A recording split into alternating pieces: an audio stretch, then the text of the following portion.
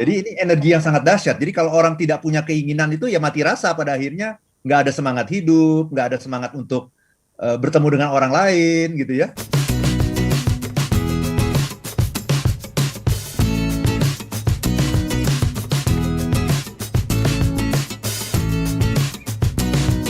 Pak Arfan, kita sambung ya, punya keinginan itu baik atau buruk. Nah, tadi juga saya sudah lempar pertanyaan kepada Anda. Pernah nggak ada di titik ya, mau dalam pekerjaan, bisnis, hubungan dengan partner bisnis, sahabat, atau dengan pasangan Anda, sampai di titik yang mati rasa? Pernah mati rasa nggak? Pak Arfan, sebenarnya yang dimaksud dengan keinginan itu apa? Silakan Pak Arfan. Terima kasih Mbak Ola ya. Jadi keinginan itu adalah sebuah energi yang sangat dahsyat Ya. untuk bisa mendapatkan sesuatu yang lebih besar lagi gitu. Ya. Itu definisi dari saya ya, Mbak Ola ya. Jadi ini energi yang sangat dahsyat. Jadi kalau orang tidak punya keinginan itu ya mati rasa pada akhirnya, nggak ada semangat hidup, nggak ada semangat untuk bertemu dengan orang lain gitu ya. Jadi habis hidupnya. Jadi kita itu bisa maju dan berkembang itu karena keinginan. Yang membuat dunia ini bisa maju itu adalah keinginan, Mbak Ola. Tanpa keinginan dunia ini nggak bisa maju gitu. Kan seringkali orang membenturkan keinginan dengan kebutuhan ya. Betul. Dan ketika dibenturkan, mana yang lebih baik, kebutuhan atau keinginan? Seringkali jawaban yang dikehendaki adalah kebutuhan ya. Jadi jangan terlalu memperturutkan keinginan gitu kan? Betul. Yang paling penting kita hidup sesuai dengan kebutuhan gitu kan? Ya. Saya ingin mengatakan bahwa konsep itu salah, Mbak Ola. Karena kalau kita hidup sesuai dengan kebutuhan saja, hidup kita itu akan normal-normal saja. Grafiknya itu akan lurus saja gitu, kalau sesuai dengan kebutuhan. Yang membuat kita maju dan berkembang, itu adalah keinginan. Orang yang punya keinginan itu dia akan mencapai target yang setinggi-tingginya. Mewujudkan apapun yang ada dalam pikirannya gitu. Karena dia tahu bahwa apapun yang ada dalam pikirannya itu mampu dia wujudkan gitu. Jadi seringkali kita salah kaprah gitu. Kita bilang yang penting kebutuhan, bukan. Yang penting adalah keinginan. Kalau kita bicara konsumsi, kalau bicara konsumsi, ya kita sesuai dengan kebutuhan gitu. Tapi kalau bicara mengenai kehidupan ini, yang paling penting adalah keinginan sebetulnya. Tanpa keinginan, hidup Anda akan monoton, akan biasa-biasa saja gitu. Tidak ada prestasi yang menonjol dari diri Anda. Itu Mbak Ola.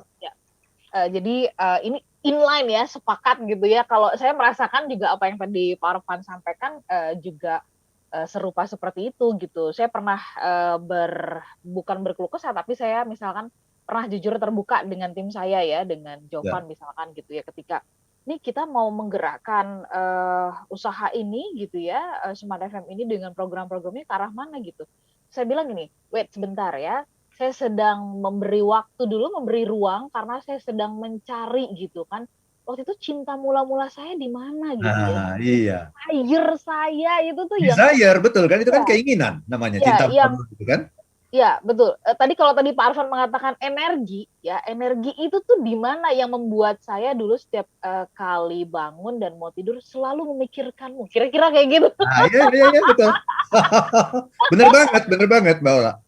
Nah, tanpa itu kayaknya hambar. Nah, persoalannya gini nih Pak Arfan, yang kita mau gali lebih dalam lagi ya, baik atau buruk tadi begitu kan. Oke, kita berhenti untuk membenturkan ini karena kita tarik dulu akarnya. Kalau gitu, apa sih sebenarnya faktornya ya Pak Arfan yang menyebabkan seringkali kita kehilangan hasrat, kehilangan desire?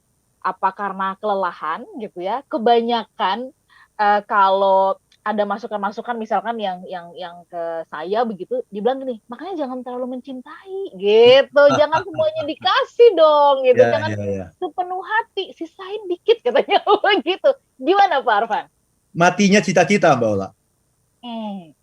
Oke. Ketika cita-cita kita sudah mati, dream kita sudah mati, kita akan kehilangan desire gitu, tidak ada penggeraknya gitu. Jadi kalau desire itu datangnya dari dalam, penariknya itu adalah yang namanya mimpi, yang namanya dream itu adalah yang menarik desire itu supaya keluar gitu. Ketika orang sudah tidak punya mimpi, ya sudah tidak punya hasrat gitu. Sudah tidak tahu mau pergi kemana dia gitu. Iya kan? Ketika orang sudah tidak ada mimpi, kalau dalam bahasa perusahaan itu kan visi. Ketika Gitu. sudah tidak ada visi, dia hanya hidup sesuai dengan kebutuhan. Jadi kalau kita bicara Smart FM, yang penting kita bisa survive deh gitu. Iya Ya, kan? Yang penting kita bisa survive deh. Itu namanya hanya apa? Hanya kebutuhan. Tidak ada lagi keinginan. Nah, yang mendrive keinginan itu adalah apa?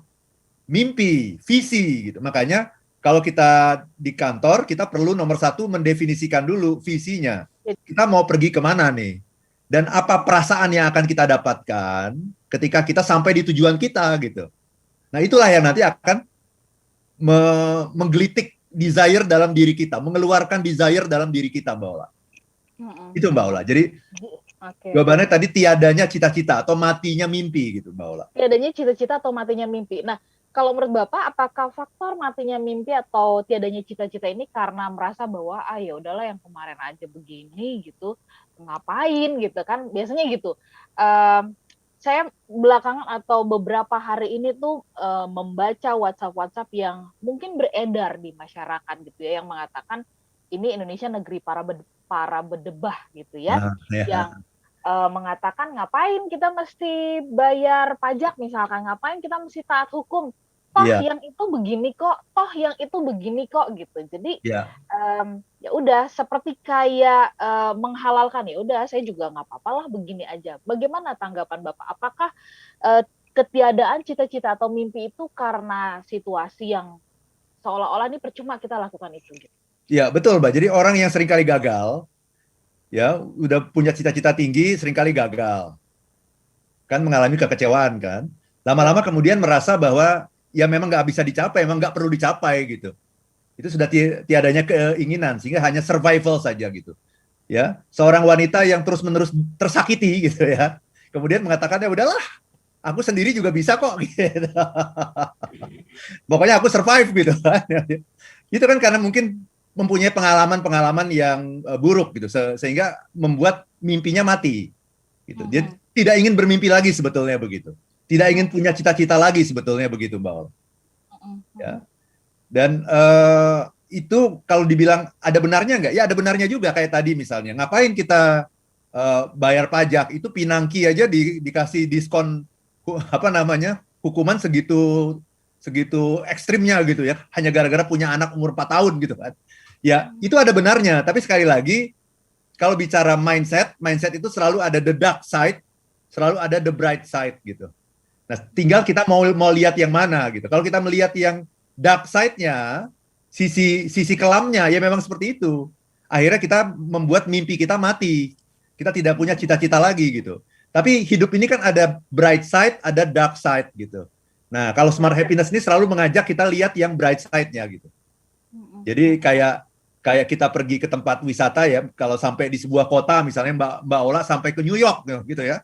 Kemudian naik bis itu ya. Naik bis yang keliling kota New York gitu ya. Yang dilihat itu kan yang bagus-bagusnya aja kan. Betul, di belakangnya kan tetap ada gitu ya. Betul. Tapi memang itu perlu Mbak Ola, untuk membuat kita bahagia, kita harus selalu cari dari the bright side-nya gitu. Itulah yang namanya optimisme kan, karena kita punya harapan dan punya mimpi gitu Mbak Ola. Oke, ini tidak bermaksud untuk membunuh kewaspadaan kita berarti sebenarnya ya Pak Arfan ya, tetapi juga menstimulus kita untuk tetap bisa punya mimpi dan punya cita-cita. Ini bagian dari kita merawat harapan itu Smart Listener ya. Betul. Karena kalau berharap doang tapi nggak dirawat, ya udah begitu ada tantangan dan pengalaman buruk itu kayak mengubur ya. Ya.